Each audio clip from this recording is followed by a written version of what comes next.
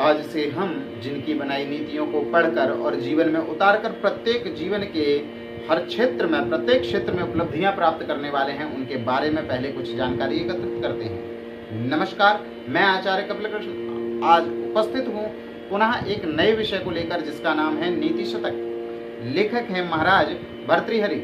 भर्तृहरि एक महान संस्कृत के कवि हैं। संस्कृत साहित्य के इतिहास में भर्तृहरि एक नीतिकार के रूप में प्रसिद्ध हैं। इनके शतक त्रय, नीति शतक, श्रृंगार शतक और वैराग्य शतक की उपदेशात्मक कहानियां भारतीय जनमानस को विशेष रूप से प्रभावित करती हैं। प्रत्येक शतक में, जैसे कि नाम से ही प्रतीत होता है, तो 100 श्लोक हैं। बाद में इन्होंने गुरु गोरखनाथ के शिष्य बनकर वैराग्य धारण कर लिया था।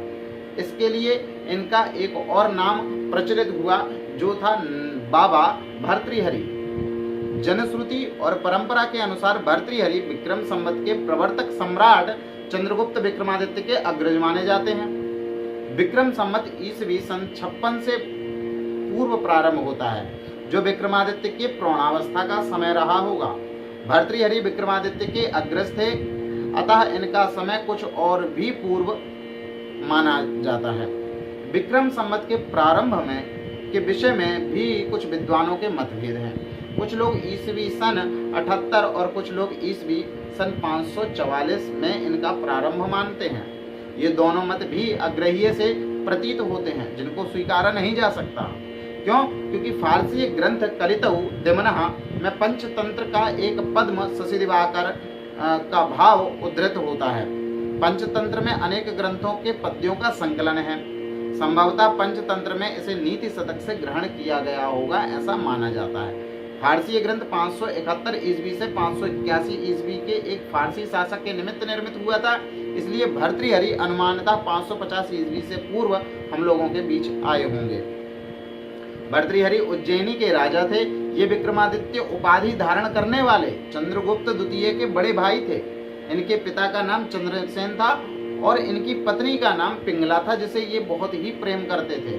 इन्होंने सुंदर रसपूर्ण भाषा में नीति, वैराग्य और श्रृंगार जैसे गूढ़ विषयों पर शतक काव्य लिखे। इस शतक त्रय के अतिरिक्त वाक्यपदीय नामक एक उच्च श्रेणी का व्याकरण ग्रंथ भी इनके नाम पर प्रसिद्ध है।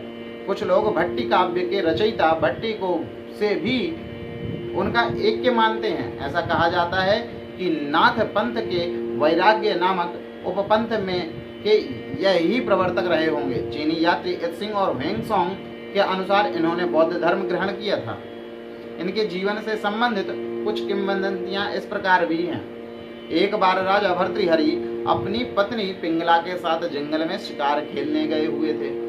वहां काफी समय भटकते रहने के बाद भी इन्हें कोई शिकार नहीं मिला।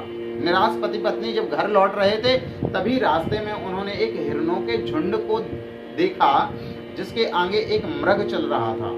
भर्तृहरि ने उस पर प्रहार करना चाहा, तभी पिंगला ने उन्हें रोका और रोकते हुए अनुरोध किया कि महाराज, यह मृगराज 700 हिरनियों का पति है और पालन करता भी है, इसलिए आप इसका शिकार ना करें।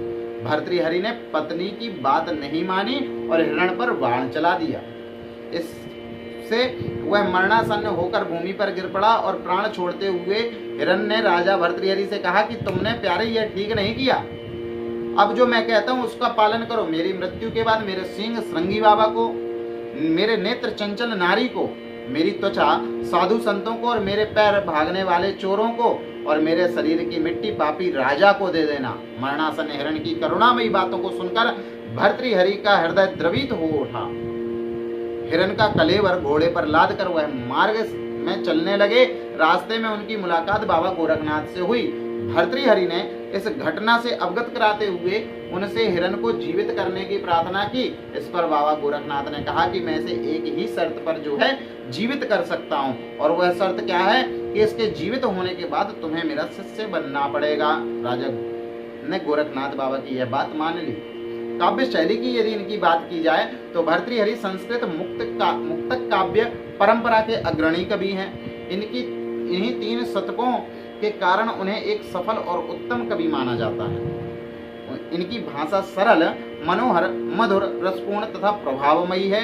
भावाभिव्यक्ति इतनी सशक्त है कि वह पाठक के हृदय और मन दोनों को प्रभावित जो है करती है। उनके शतकों में छंदों की विविधता और भाव विषयों के अनुकूलन, छंद का प्रयोग विषय के अनुरूप उदाहरण आदि से उनकी सूक्तियां जन जन में प्रचलित रही हैं और समय समय पर जीवन में मार्गदर्शन और प्रेरणा देती रही हैं। इनके संघर्ष की यदि बात की जाए तो प्रत्यक्ष, अनुमान और शब्द, ये तीन प्रमाण अर्थात सत्य ज्ञान के साधन हैं।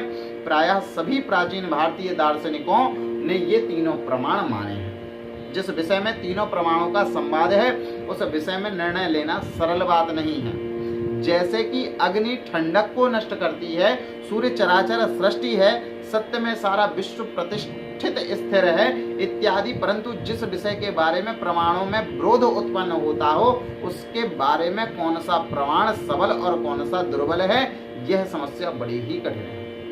ऐसे विषय में भर्तृहरि का कथन इस प्रकार है: प्रत्यक्ष और अनुमान ये दोनों प्रमाण व्यवहारिक व्यक्त विषयों के बारे में कुछ सीमा तक जरूर निर्णायक होंगे, अर्थात स्वीकार्य भी होंगे, परंतु अत्यंत सूक्ष्म पारमार्थिक विषयों में इन प्रमाणों को बिल्कुल स्थान नहीं देना चाहिए। उन सूक्ष्म विषयों का निर्णय केवल अपौरुषेय वेद रूप शब्द प्रमाण से ही संभव है। प्रत्यक्ष प्रमाण की यदि बात की जाए तो प्रत्यक्ष प्रमाण से केवल स्थूल और वर्तमानकालीन पदार्थ का ही ज्ञान होता है। सूक्ष्म, भूतकालीन, भविष्यकालीन और दूरस्थ वस्तुओं के बारे में वह प्रमाण पूर्णतः निरुपयोगी।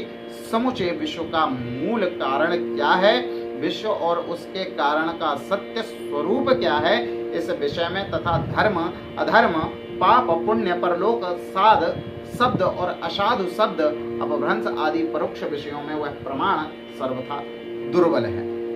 यह सारे प्राचीन शास्त्रकारों की निर्विवाद मान्यता है। इसलिए भर्तृहरि ने प्रत्यक्ष का समर्थन या निराकरण कुछ भी नहीं किया है। सिर्फ एक दो स्थानों पर उसने उनका उल्लेख किया है। अनुमान प्रमाण में प्रत्यक्षालंबी ही है। इस कारण से सर्वथा अप्रत्यक्ष, अत्यंत सूक्ष्म और जिस विषय का प्रत्यक्ष के साथ दूर से भी संबंध नहीं हो सकता, ऐसे विषय में अनुमान प्रमाण से निर्णय लेना अनर्थकारी ही सिद्ध होगा। ऐसा सिद्धांत भर्तृहरि ने स्पष्ट रूप से बताया है।